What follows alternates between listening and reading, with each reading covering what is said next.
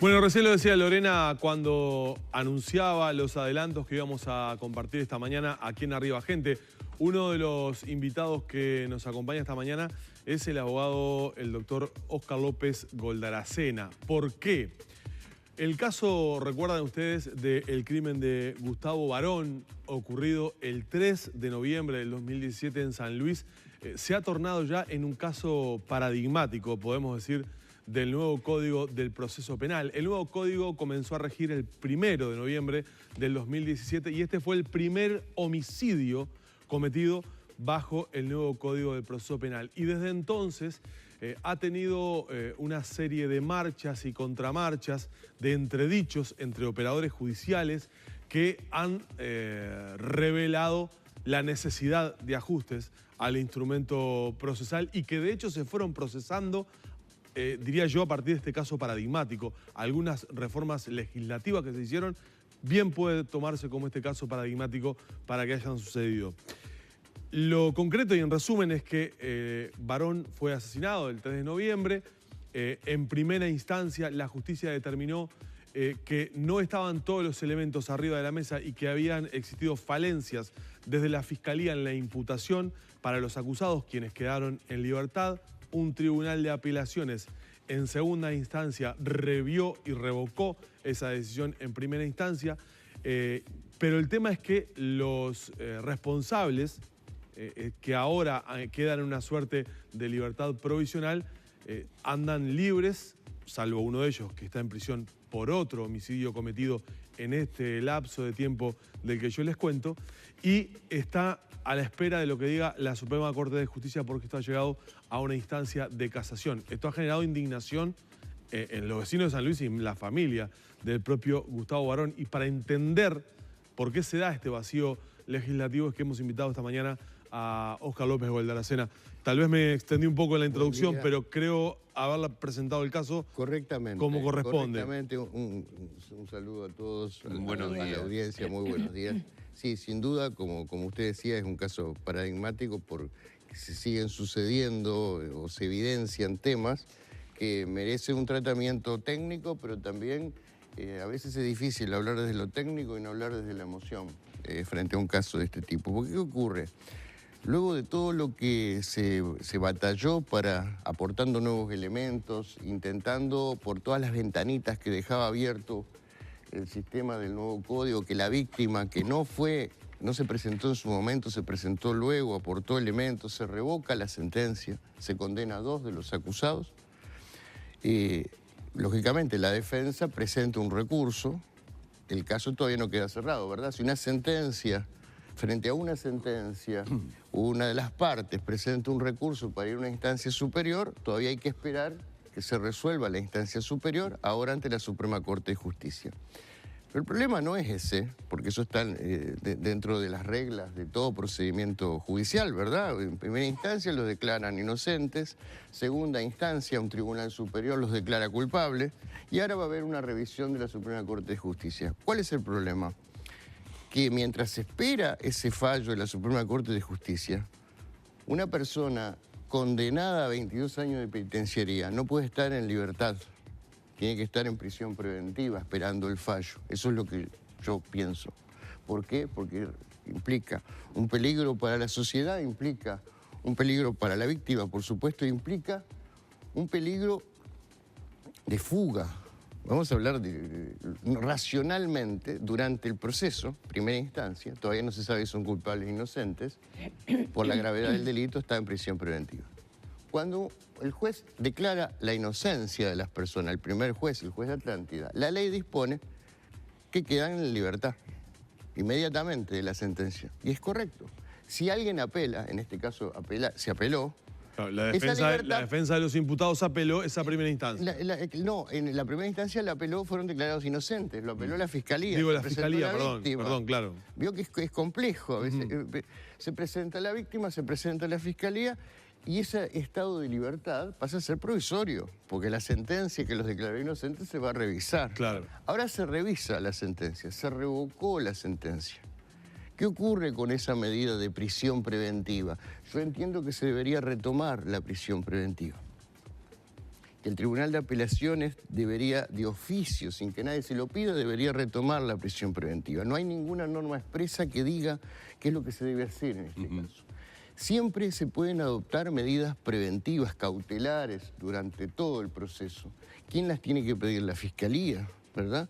En este caso, nosotros nos presentamos al Tribunal de Apelaciones a decirle, entendemos que no habiendo una norma expresa que diga que cuando la sentencia es revocada, ese estado de libertad provisional tiene que cesar, porque era provisorio mientras se revisaba la sentencia, y se tiene que volver a la prisión preventiva. Ese vacío, si se entendiera que hay un vacío, se debe llenar con los principios de derecho, con los fundamentos de las leyes análogas, como dice nuestra ley. Le pedimos al tribunal que actúe de oficio, pero la víctima no es parte. Entonces le dijimos también, si el tribunal entiende que no tenemos legitimación, o sea, no tenemos poder legal como para decirle al tribunal, mire, sugerimos, haga tal cosa, como se le pide al juez, ¿no, verdad? La parte le pide al juez. El nuevo código no establece derechos para las víctimas, pero derechos acotados. Poquitos derechos para que la gente lo entienda. No es parte, la parte es el fiscal. Entonces le dijimos al tribunal, usted tiene que actuar de oficio. Cualquier ciudadano puede, como decimos a veces los abogados, excitar el celo de la autoridad, ¿verdad? Usted tiene que actuar de oficio. Pero si considera que no lo puede hacer, que se le notifique a la Fiscalía, que se le intime a la Fiscalía que pida las medidas cautelares. En el día de ayer, a raíz de esta presentación, se comunicó con nosotros la que fue fiscal de Atlántida durante este periodo transitorio, porque además tuvo varios fiscales. Ha ocurrido que, por ejemplo, me acaban de informar que el lunes asume un nuevo fiscal en Atlántida. O sea, creo que han pasado 4 fiscales a lo largo de este caso. Sí, serían 3 y ahora asumiría un cuarto. Creo que el lunes. Y tiene que contestar el recurso presentado por la defensa. Entonces me aseguraron que van a pedir la prisión preventiva para que el tribunal resuelva. Pero yo decía hoy que se puede hablar desde lo técnico, se puede hablar de la emoción. En primer lugar, no puedo concebir que una persona que fue condenada a 22 años de penitenciaría, estando esperando el fallo definitivo de la Suprema Corte de Justicia, aguarde ese fallo en libertad. No lo puedo concebir. Es que esa era mi pregunta. ¿Cómo puede ser que ocurra eso cuando en la superficie al menos no atiende una lógica? Acá ¿no? vamos, el Tribunal de Apelaciones tendría que haber dispuesto esa medida cautelar. Cuando la Fiscalía apeló, pidió medidas cautelares. En la apelación tú dices la condena, pero de oficio lo tiene que hacer, aunque nadie se lo pida. Eso es lo que yo entiendo. Si se considera que hay un vacío legal, o sea que no hay ninguna norma expresa, la justicia tiene que actuar igual. Tiene que aplicar, la propia ley lo dice, la propia ley dice cómo se llena, ¿no? Con fundamentos de leyes análogas, con principios de derecho. Bueno, pero yo no quiero entrar en tecnicismo porque estaría pisando un terreno que no me corresponde, pero hay un caso no idéntico, con características similares que, tal vez usted lo recuerde, doctor, el caso del delincuente apodado El Buñuelo.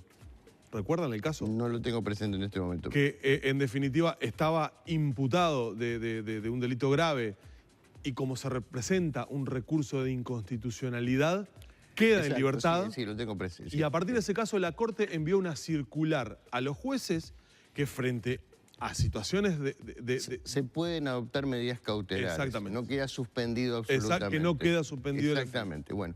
Yo no sé si aplicará para esto. En este caso yo creo que no se necesita ni siquiera esa circular de la Corte. Yo creo que aplicando los principios generales de derecho, el tribunal lo puede hacer.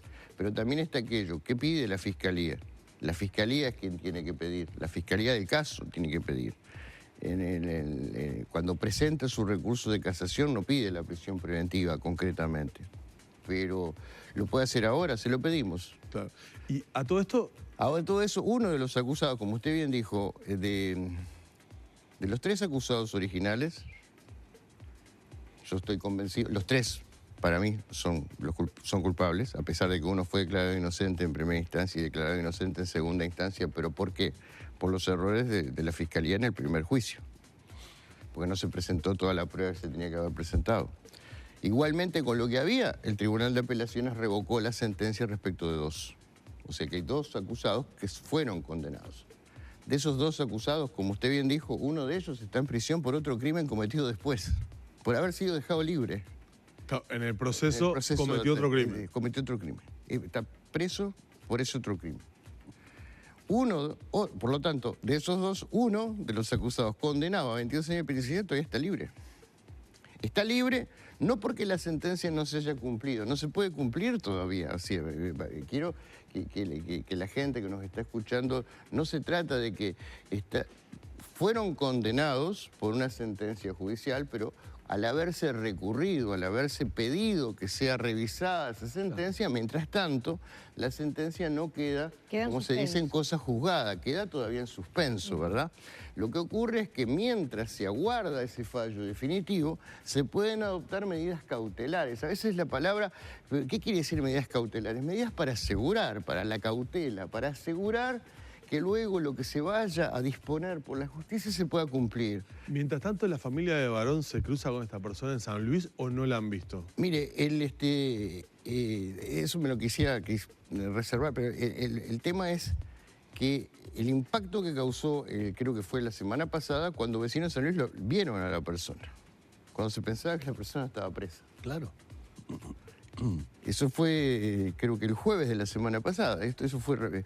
Nosotros enseguida que nos avisaron, intervenimos preparando un escrito con los fundamentos del caso, luego que el Tribunal de Apelaciones, cuando vamos, nos informa que se están tramitando recursos.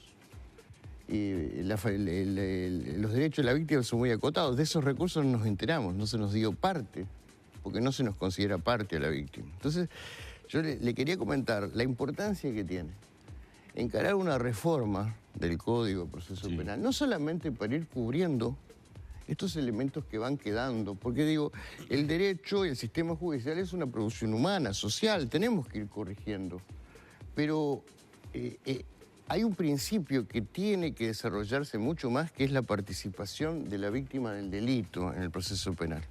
Este caso lo demuestra. Claro. Y lo que se dice que la figura del querellante, ¿qué es? Que los mismos derechos que tiene el fiscal de acusar, los tenga la víctima. No que la víctima solamente vaya atrás de la cola, del tren, de la fiscalía. No, eso Uruguay todavía no lo consagra. No está consagrado. Por ejemplo, como si en Argentina. Como si en Argentina y en otros países. En Argentina y en otros países, pero digo, lo más próximo a Argentina, una persona es querellante en los casos. Si mantenemos este sistema, tiene que haber un cambio muy grande de capacitación de la Fiscalía en las relaciones con las víctimas. Claro.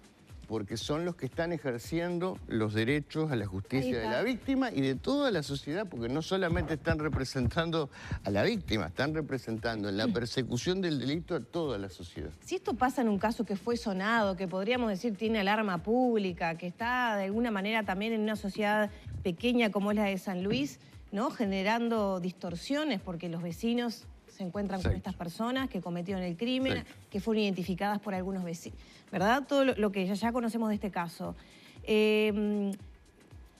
¿Por qué se llega a esta situación? Entiendo que hay un vacío legal, pero ¿qué pasa? También hubo mala información o desinformación por parte de la Fiscalía, negligencia, ¿por qué el tribunal no actúa de oficio? Todos deberían, pero nada pasó. Yo creo que acá hubo un cúmulo de errores y yo lo vuelvo a repetir, el calificativo que usé, creo que en esta misma, en ocasión que conversamos la otra vez, errores que a mi juicio son inexcusables. Inexcusables quiere decir no se pueden cometer. Muchas veces la ley puede disponer, puede ser una excelente ley, pero si cuando se aplica se cometen errores, claro, como el caso que poníamos de no extraer la bala del cadáver en una autopsia para compararla con el arma que lo disparó, o no revisar los audios de celulares, o que un juez no razone con el sentido común y razone como el absurdo. Acuérdense que uno de los elementos de este caso fue considerar válido como razonamiento el hecho de que uno de los acusados dijo que había extraviado su celular. Entonces los mensajes o las fotos las había sacado él y resulta que la denuncia por extravío se hizo una hora después que se cometió el asesinato. Eso el Tribunal de Apelaciones lo cambió. Aquí en el tema concreto de la prisión preventiva, yo creo que también hay un error del sistema judicial en cuanto al Tribunal de Apelaciones, que debió haber adoptado medidas cautelares. Vamos a suponer que el Tribunal de Apelaciones diga no hay ninguna norma expresa que lo diga, lo estamos manejando. Bueno, se puede recurrir al vacío, a cubrir ese vacío. Yo digo, hay un cúmulo de errores. Ya desde el comienzo, cuando se le dice a la víctima que no necesita poner un abogado, en el estado de shock que vive cualquier familia, a nadie se le ocurre salir a buscar un abogado, pues está la fiscalía, teniendo todos los elementos. Yo creo que las reformas son necesarias. Bueno, por ejemplo... Yo pienso, no, pero un tema que me quedó, digo, usted perdone, sí. pero que usted me preguntaba, que me parece importante. Lamentablemente también, este caso fue uno de los primeros casos, como ustedes decían al comienzo, ¿verdad? Quizás no estaba la preparación suficiente del equipo de la Fiscalía, porque una cosa es, como se hacía antes, elaborar informes o dictámenes analizando un expediente escrito para recomendarle al juez determinada acción, que era lo que hacía el fiscal antes, o sea, pide un procesamiento, no lo pide, ¿verdad? Cuando en este caso la labor es llevar un juicio a tribunales. Bueno, no es lo mismo que lo dice el Tribunal de informe. Apelaciones. Lo hizo el Tribunal de Apelaciones en la sentencia. Lo La dice. Fiscalía no produjo la prueba correspondiente. Entonces, bueno, ahí estamos hablando de lo que reconoce en cierta medida lo que hizo el juez en primera instancia, porque la Fiscalía no produjo la prueba como correspondía. Claro, el Tribunal de Apelaciones eso lo ubica por un lado los errores del fiscal y por otro lado los errores del juez. Digo, cambia la sentencia. Creemos que tiene una falencia, se falló, lo he dicho, ¿verdad?, de que no incorpora los derechos de la víctima ni la documentación que nosotros aportamos, diciendo que lo tendríamos que haber presentado de entrada, porque con esa documentación iban los 3 condenados. Y va a haber otro. La víctima, yo les decía recién, no nos vamos a quedar quietos, porque fíjense que hay otro tema, que no es menor, que se está tramitando una denuncia por falso testimonio en relación con este caso. En esa denuncia por falso testimonio hemos obtenido elementos de prueba que si se llegaran a presentar, si se llega a haber un juicio por falso testimonio, van a tener incidencia en este caso. Porque son los elementos de prueba que la Fiscalía no relevó para este caso, pero que ahora nosotros lo estamos incorporando en un juicio por falso testimonio, porque uno de los testigos familiares de uno de los acusados mintió. Ahora, doctor, para contextualizar un poco esta situación, nosotros hace pocos días atrás tuvimos aquí al fiscal de corte y volvimos a hablar del tema del mes de noviembre a propósito de lo que dice el ministro del Interior que aconteció, esa inflexión que se tuvo en la que estamos viendo todos los ciudadanos cómo se pasan un poco la pelota de los errores que hubo, de las situaciones que hubo. Y esto es un claro ejemplo, yo diría que más que claro ejemplo es emblemático por la gravedad del delito que se cometió y por todo lo que usted ha explicado, que se enmarca dentro de la ya asumida responsabilidad de que hubo problemas en la aplicación del nuevo Código del Proceso Penal en el principio, problemas que se han ido subsanando. A ver, en una lectura con sentido común, si yo asumo que el poner en práctica el nuevo código generó inconvenientes, generó problemas, es verdad que tuvimos que adaptarnos y todo, de alguna manera estoy reconociendo que se cometieron errores. Exacto. Hay que reconocerlo. Bueno, pero digo, ¿y la Fiscalía General de la Nación no tendría que buscar de alguna manera, yo no estoy hablando de responsabilizarse por encima del trabajo que están haciendo otros profesionales, pero sí el encontrar una solución a este tipo de situaciones que usted las plantea como errores muy importantes? Mire, para eso, digamos, incursionan en un tema que hay que incursionar. ¿Cuáles son los mecanismos legales? Hay un poder disciplinario que se puede aplicar, ¿verdad? Si alguien comete un error inexcusable, estando bajo jerarquía, siendo funcionario público. Lo vimos hace poco cuando se puede perfectamente se ejercer sumariaron su a poder 2 jueces. disciplinario. Sí, exactamente. Eso es un resorte exclusivamente del fiscal de corte. En este caso yo pienso de que hubo errores inexcusables. Lo pienso. Sí, sí. Y más, no lo pienso, no, lo digo. Hay errores que no se pueden cometer. Y esto no tiene que afectar ni el honor ni la solvencia profesional que puede tener los fiscales o quienes ocuparon los cargos. Lo que quiero decir es que es el hecho objetivo, cualquiera puede cometer errores. Y es bueno que lo reconozcamos, porque hace bien para todos, cuando se comete un error, asumirlo, tratar de buscar una solución. Todos podemos cometer errores. Lo peor que se puede hacer es tratar de justificar esos errores echándole la culpa al otro. Porque aquí la víctima, si yo me pongo a pensar también, la víctima tendría que haber contratado a un abogado, ¿verdad? Tenía derecho a hacerlo. ¿Alguien le puede decir? Y dice, bueno, la víctima tenía derecho a hacerlo, no lo hizo por qué circunstancia. Bueno, sí, porque estaba choqueada, porque la fiscalía le dijo que no era necesario, etcétera, etcétera. Y porque todos teníamos un desconocimiento. Si lo hubiera hecho, quizás la hubiera cambiado. Exacto. Había desconocimiento. Es un tema, si se quiere, cultural en la aplicación del nuevo código. Creo que no hubo la capacitación suficiente para la aplicación del código. Y tampoco información a la población, no doctor. Hubo información a la población. Lo que usted está diciendo es muy derecho, importante para el ciudadano. Mire una cuestión, el derecho es una norma de convivencia, ¿verdad? Es la regla, son reglas de convivencia. Y la ignorancia de la ley no sirve de excusa, ¿se acuerda? Digo, los que me están escuchando, ¿no? ¿Sí? Sin embargo, lo vemos como algo ajeno, como un mundo ajeno. ¿De quién? De los jueces, de los fiscales, de los abogados, ¿no? No, el derecho está presente en todos los actos diarios, las reglas de convivencia que respetamos. Cuando no se respeta, se va a veces a tribunales, a veces los conflictos se solucionan. Pero la ciudadanía, la gente, tenemos que comenzar a apropiarnos en el buen sentido del conocimiento de las normas, de las reglas, de cómo funciona. A mí me da, si se quiere, cierta impotencia, esa disociación hasta cultural que existe en que solamente que se considere, bueno, el derecho, la ley es un mundo ajeno, ¿verdad? Claro. Y además... tenemos que... Y cuando... este caso también reveló... o dejó en evidencia lo que sucede cuando no hay una buena coordinación en los operadores del sistema de justicia. Digo esto porque hubo versiones contradictorias o posiciones encontradas entre policía y fiscalía, sí, entre que llevaban a un testigo, que no la llevaban, que no lo encontraron, que nunca le fueron a buscar.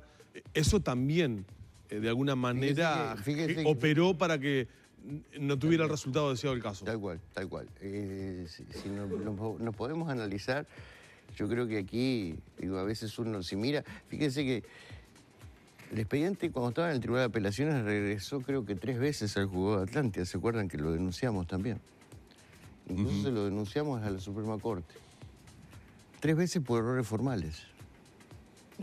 O sea, ojalá,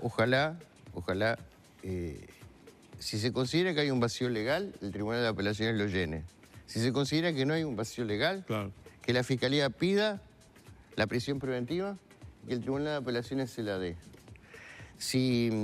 Pero en el fondo no se trata de la prisión preventiva, se trata de la condena. Claro. Que la Suprema Corte de Justicia rápidamente, claro, cuando el expediente llegue, analizando el caso, confirme esa sentencia.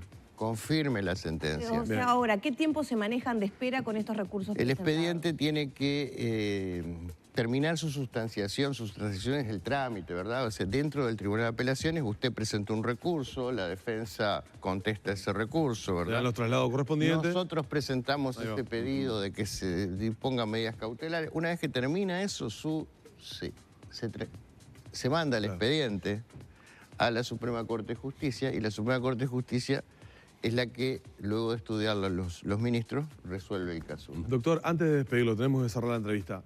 Ayer comenzaron las excavaciones en el batallón 14. No es una causa que impulsa a usted o que haya presentado usted, pero... es la denuncia que presentamos nosotros. Y la inicial, digamos. La denuncia de Marcelo de Falca, la de Falca, por nuestro exactamente. Patrocinio, sucede que en el día de ayer nosotros no pudimos, claro, por estos hechos, no pudimos. Le quería preguntar, ¿qué expectativa tiene frente a esta nueva... ante tanta información incorrecta o errónea, Cuando presentamos la denuncia y en las primeras reuniones y audiencias que tuvimos con la Fiscalía, lo que nosotros sostenemos es, incluso se recibieron testigos protegidos en esta causa. La única forma de despejar dudas, como lo hemos dicho en otros casos, es excavando. Si hay información que debajo del piso de la enfermería pudiera haber enterramiento o en determinado perímetro, y esa información pudiera ser veraz, o sea, la información fue brindada, aportada por nosotros a la Fiscalía, pero luego la Fiscalía tomó las declaraciones de la prueba que se aportó. ¿Llegó por distintos lados de la misma denuncia? Llegó por distintos lados, sí.